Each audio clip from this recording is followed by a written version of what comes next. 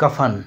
झोंपड़े के द्वार पर बाप और बेटा दोनों एक बुझे हुए अलाव के सामने चुपचाप बैठे हुए हैं और अंदर बेटे की जवान बीवी बुधिया प्रसव वेदना में पछाड़ खा रही थी। रह रहकर उसके मुंह से ऐसी दिल दहला देने वाली आवाज निकलती थी कि दोनों कलेजा थाम लेते थे। जाड़ों की रात थी, प्रकृति सन्नाटों में डूबी हुई, सारा गांव अंधकार में लय हो गया था। घीसू ने कहा, मालूम होता है बचेगी नहीं, सारा दिन दौड़ते हो गया, जा देख तो आ। माधव चिढ़कर बोला, मरना ही है तो जल्दी मर क्यों नहीं जाती, देख कर क्या करूं। तू बड़ा बेदर्द है बे, साल भर जिसके साथ सुख चैन से रहा उसी के साथ इतनी बेवफाई। तो मुझसे तो उसका तड़पना और हाथ पांव पटकना नहीं देखा जाता। चमारों का कुंबा था और सारे गांव में बदनाम। घीसू एक दिन काम करता तो 3 दिन आराम। माधव इतना कामचोर था कि आध घंटे काम करता तो घंटे भर चिलम पीता, इसलिए उन्हें कहीं मजदूरी नहीं मिलती थी। घर में मुट्ठी भर भी अनाज मौजूद हो तो उनके लिए काम करने की कसम थी।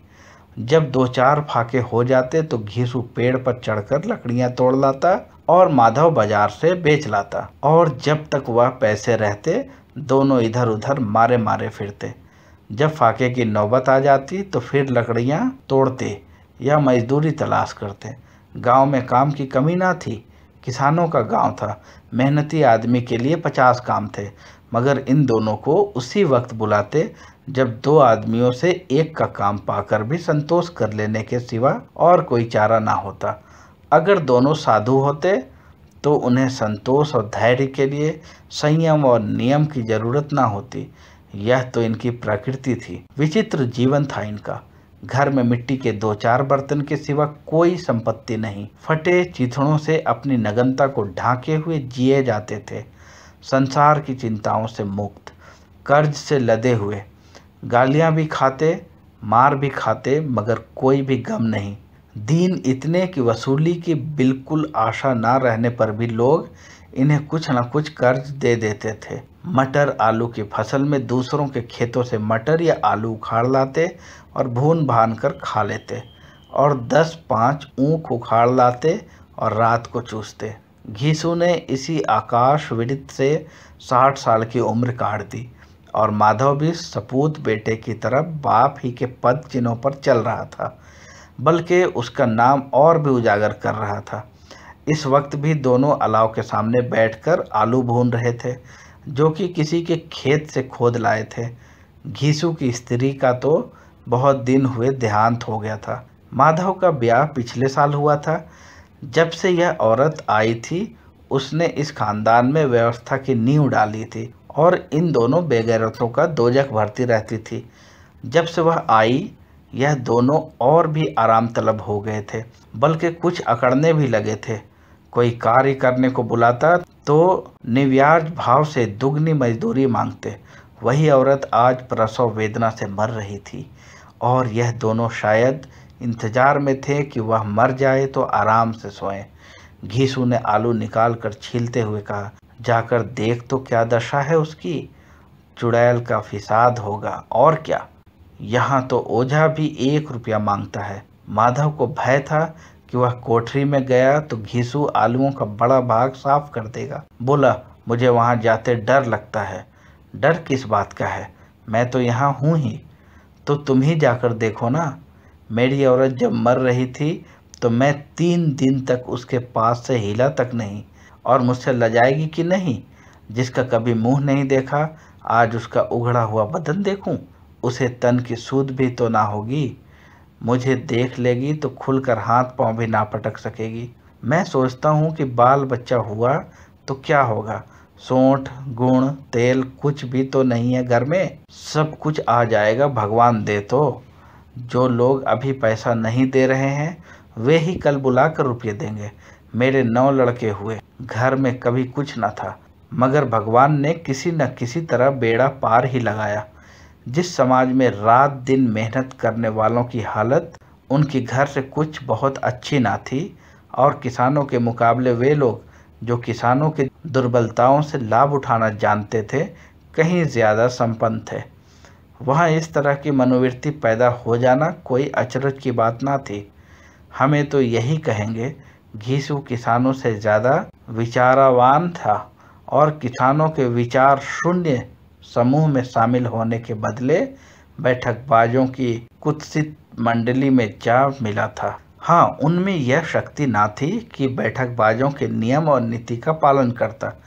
इसलिए जहाँ उसकी मंडली के और लोग गांव के सरगना और मुखिया बने हुए थे, उस पर सारा गांव उंगली उठाता था। फिर भी उसे यह तस्कीन तो थी कि अगर वह फटेहाल है तो कम से कम उसे किसानों की सी जी तोड़ मेहनत तो नहीं करनी पड़ती और उसकी सरलता और निडरता से दूसरे लोग बेजा फायदा तो नहीं उठाते। दोनों आलू निकाल निकाल कर जलते जलते खाने लगे। कल से कुछ नहीं खाया था। इतना सब्र ना था कि उन्हें ठंडा हो जाने दें। कई बार दोनों की जबानें जल गई।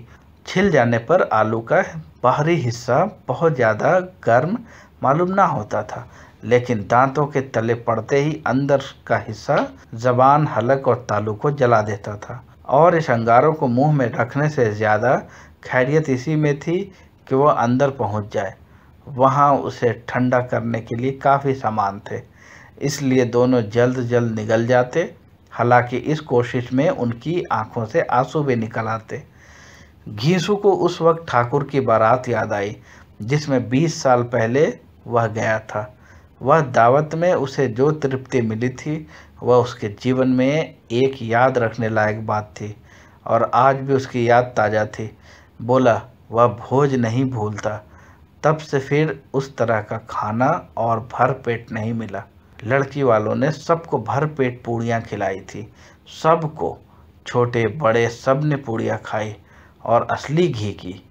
चटनी, रायता, 3 तरह के सूखे साग, एक रसेदार तरकारी, दही, चटनी, रायता। अब क्या बताऊं कि उस भोज में क्या स्वाद मिला। कोई रोक टोक नहीं थी। जो चीज़ चाहे मांगो, जितना चाहे खाओ। लोगों ने ऐसा खाया कि किसी से पानी ना पिया गया। मगर परोसने वाले हैं कि पत्तल में गर्म गर्म गोल गोल सुवासित कचौड़ियाँ डाल देते थे। मना करते हैं कि नहीं चाहिए, पत्तल पर हाथ से रोके हुए हैं, मगर वह हैं कि दिए जाते हैं। और जब सब ने मुंह धो लिया तो पान इलायची भी मिली, मगर मुझे पान लेने की कहाँ सूझ थी। खड़ा हुआ न जाता था। चटपट जाकर अपने कंबल पर लेट गया। ऐसा दिल दरियाव था वह ठाकुर। माधव ने इन पदार्थों का मन ही मन मजा लेते हुए कहा, अब हमें कोई ऐसा भोज नहीं खिलाता। अब कोई क्या खिलाएगा। वह जमाना दूसरा था। अब तो सबको किफ़ायती सूझती है। शादी ब्याह में मत खर्च करो, क्रियाक्रम में मत खर्च करो। पूछो, गरीबों का माल बटोर बटोर कर कहाँ रखोगे।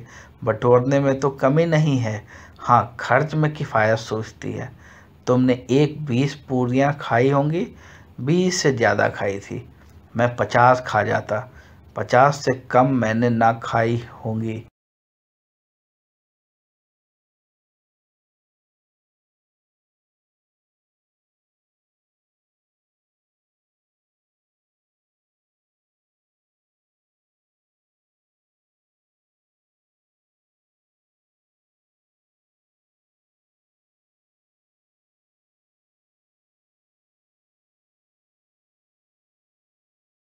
अच्छा पट्टा था, तू तो मेरा आधा भी नहीं है।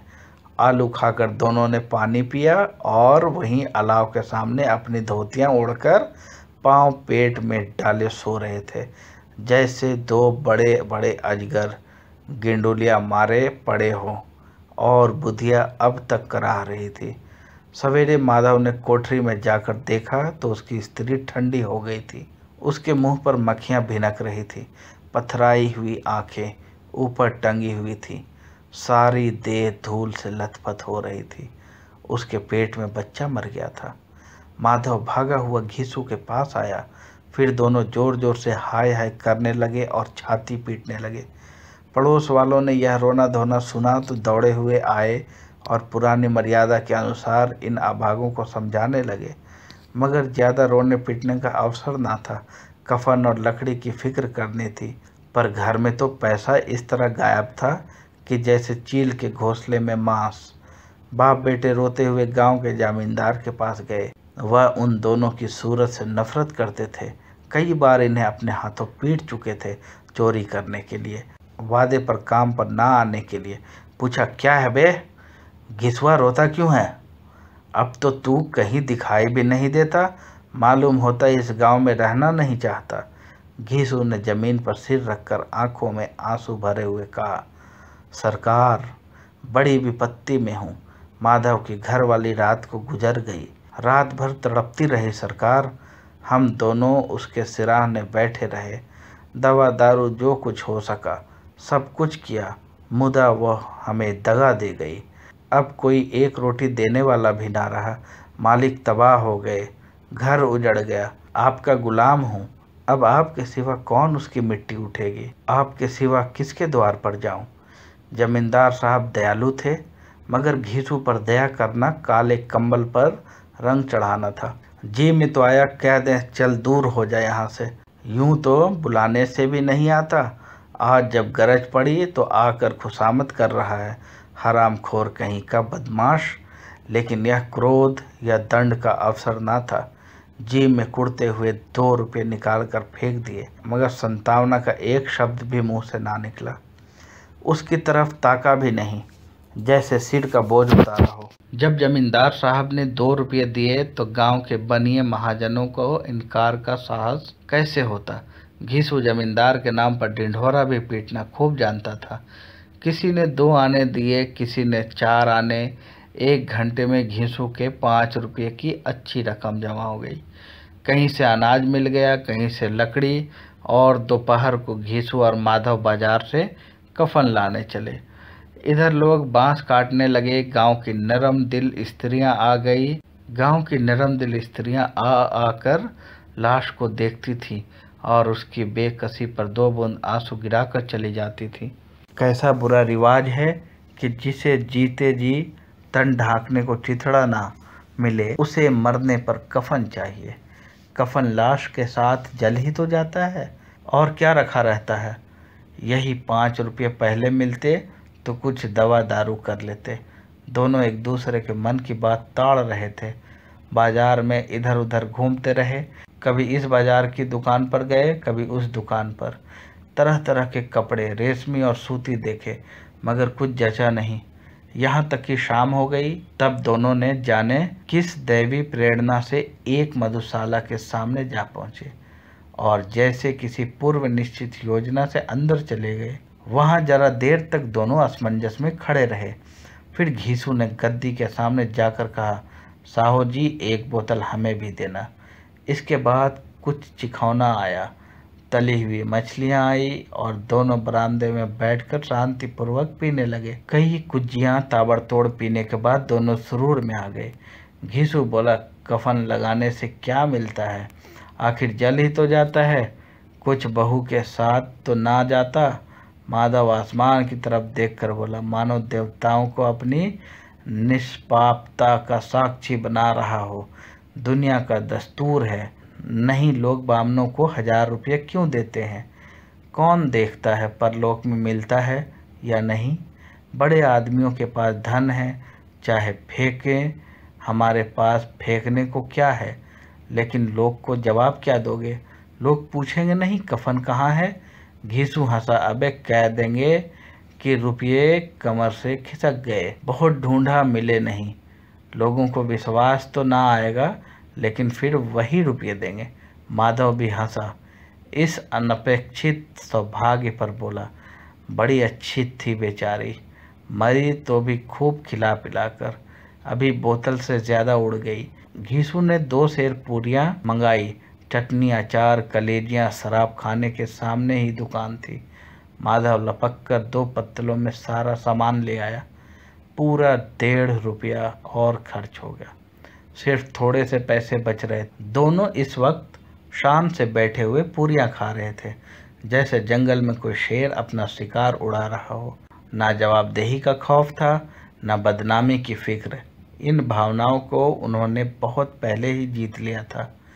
घिसू दार्शनिक भाव से बोला, हमारी आत्मा प्रसन्न हो रही है तो क्या उसे पुण्य ना होगा? माधव ने श्रद्धा से सिर झुकाकर तस्दीक की, जरूर से जरूर होगा। भगवान तुम अंतर्यामी हो, उसे बैकुंठ ले जाना। हम दोनों हृदय से आशीर्वाद दे रहे हैं। आज जो भोजन मिला वह कभी उम्र भर ना मिला था। एक क्षण के बाद माधव के मन में एक शंका जागी। बोला, क्यों दादा, हम लोग भी तो एक न एक दिन वहाँ जाएंगे ही। घीसू ने इस भोले भाले सवाल का कुछ उत्तर ना दिया। वह परलोक की बातें सोचकर इस आनंद में बाधा ना डालना चाहता था। जो वहाँ वह हम लोगों से पूछे कि तुमने कफन क्यों नहीं दिया तो क्या कहोगे? कहेंगे तुम्हारा सिर। पूछेगी तो जरूर, तू जानता है कि उसे कफन ना मिलेगा। तू मुझे ऐसा गधा समझता है? 60 साल क्या दुनिया में घास खोदता रहा हूँ? उसको कफन मिलेगा और इससे बहुत अच्छा मिलेगा। माधव को विश्वास न आया। बोला, कौन देगा? रुपये तो तुमने चट कर दिए। वह तो मुझसे पूछेगी। उसकी मांग में सिंदूर तो मैंने ही डाला था। घीसू गर्म होकर बोला, मैं कहता हूँ उसे कफन मिलेगा, तू मानता क्यों नहीं? कौन देगा, बताते क्यों नहीं? वही लोग देंगे जिन्होंने इस बार दिया। हाँ, अब के रुपये हमारे हाथ ना आएंगे। ज्यों ज्यों अंधेरा बढ़ता था और सितारों की चमक तेज होती थी, मधुशाला की रौनक भी बढ़ती जाती। कोई गाता था, कोई डींग मारता था, कोई अपने संगी के गले लिपटा जाता था, कोई अपने दोस्त के मुंह से कुल्हड़ लगाए देता था। वहाँ के वातावरण में सरूर था, हवा में नशा। कितने तो यहाँ आकर एक चुल्लू में मस्त हो जाते। शराब से ज़्यादा वहाँ की हवा उन पर नशा करती थी, जीवन की बाधाएं खींच लेती थी और कुछ देर के लिए वे भूल जाते थे कि वे जीते हैं या मरते हैं, या ना जीते हैं ना मरते हैं। और ये दोनों बाप बेटा अब भी मज़े लेकर चुस्कियाँ ले रहे थे। सबकी निगाहें इनकी ओर जमी हुई थी। दोनों कितने भाग्य के बली हैं। पूरी बोतल बीच में है। भर पेट खाकर माधव ने बची हुई पूरियां का पत्तल उठाकर एक भिखारी को दे दिया, जो खड़ा इनकी ओर भूखी आंखों से देख रहा था। और दोनों के गौरव, आनंद और उल्लास का उसने अपने जीवन में पहली बार अनुभव किया। घीसू ने कहा, ले जा, खूब खा और आशीर्वाद दे। जिसकी कमाई है वह तो मर गई, पर तेरा आशीर्वाद उसे जरूर पहुँचेगा। रोएं रोएं से आशीर्वाद दे, बड़ी गाढ़ी कमाई के पैसे हैं। माधव ने फिर आसमान की तरफ देखकर कहा, वह वैकुंठ में जाएगी दादा, वह वैकुंठ की रानी बनेगी। घीसू खड़ा हो गया और जैसे उल्लास की लहरों में तैरता हुआ बोला, हाँ बेटा, वैकुंठ में जाएगी। किसी को सताया नहीं, किसी को दबाया नहीं, मरते मरते हमारी ज़िंदगी को सबसे बड़ी लालसा पूरी कर गई। वह न बैकुंठ में जाएगी तो क्या ये मोटे मोटे लोग जाएंगे, जो गरीबों को दोनों हाथों से लूटते हैं और अपने पाप को धोने के लिए गंगा में नहाते हैं और मंदिरों में जल चढ़ाते हैं। श्रद्धालुओं का यह रंग तुरंत ही बदल गया। अस्थिरता नशे की खासियत है। दुख और निराश का दौर हुआ। माधव बोला, मगर दादा, बेचारी ने जिंदगी में बहुत दुख भोगा, कितना दुख झेल कर मरी। वह आंखों पर हाथ रखकर रोने लगा, चीखे मार मार कर। घीसू ने समझाया, क्यों रोता है बेटा? खुश हो कि वह माया जाल से मुक्त हो गई, जंजाल छूट गई। बड़ी भाग्यवान थी जो इतनी जल्दी माया मोह के बंधन तोड़ दिए। और दोनों खड़े होकर गाने लगे, ठगने क्यों नैना झमकावे ठगनी। फिर दोनों नाचने लगे, उछले भी, कूदे भी, गिरे भी, मटके भी, भाव भी बनाए, अभिनय भी किए और आखिर नशे से बदमस्त होकर वहीं गिर पड़े।